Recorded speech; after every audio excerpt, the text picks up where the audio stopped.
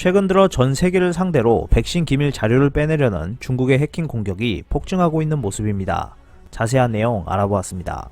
C19 감염증 백신 연구 자료를 빼내려는 스파이들의 경쟁이 갈수록 치열해지고 있습니다. 뉴욕타임즈는 백신 경쟁이 스파이 경쟁에 불붙였다라는 제목의 기사에서 최초 C19 백신 타이틀을 주려는 각국의 경쟁이 미국을 향한 스파이 전쟁으로 이어지고 있다고 보도했습니다. 뉴욕타임즈는 대표적인 국가로 전 세계에서 가장 광범위한 스파이 활동을 벌이고 있는 중국이 지목됐다고 전했습니다. 전직 미 정보당국 관계자는 중국이 노스캐롤라이나 주립대 등 쉬운 목표물로 여겨지는 미 전역의 대학을 상대로 디지털 정찰을 했다고 말했습니다. 연방수사국도 최근 UNC에 중국의 해킹 시도와 관련한 경고를 전달한 것으로 알려졌습니다. 해당 사안에 정통한 관계자들은 이러한 시도 중 일부는 실제로 대학 내 전산망을 뚫고 들어가는데 성공했을 수 있다고 밝혔습니다. 지난 7월 미국 기업에서 백신 정보를 빼돌린 중국 해커 2명을 기소한 존 데머스 법무부 국가안보 담당 차관보는 현재 밝혀진 것 이상으로 많은 스파이 행위가 이뤄지고 있다고 경고했습니다. 또한 뉴욕타임즈에 따르면 중국은 미국 대학과 연구 제휴를 맺고 정보를 유출하는 수법도 사용한 것으로 밝혀졌습니다. FBI는 지난 7월 미 정부가 휴스턴의 중국 총영사관을 폐쇄한 배경에는 중국 정부가 해당 영사관을 통해 텍사스대의 연구 자료를 불법으로 입수하려 한 의혹이 작용했다고 밝혔습니다. 미 정보당국 관계자는 중국이 특히 미국 내 대학을 집중적으로 공략하는 이유로 제약사에 비해 다소 떨어지는 데이터 보호 체계를 꼽았습니다.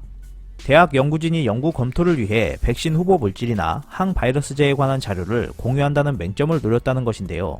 이뿐만 아니라 중국이 세계보건기구를 통해 은밀히 정보를 취득해 미국과 유럽의 백신 관련 자료 해킹을 시도했다는 주장도 나왔습니다. 전 현직 미국 정보당국 출신 관계자는 중국이 어떤 방식으로 WHO에 영향력을 행사했는지는 알 수 없지만 WHO가 수집한 백신 관련 자료 중 가장 유력한 후보 물질에 대한 초기 연구 자료를 빼내 이득을 봤다고 밝혔습니다. 뉴욕타임즈는 미국의 백신 자료를 탐내는 것은 중국뿐만이 아니라고 전했습니다.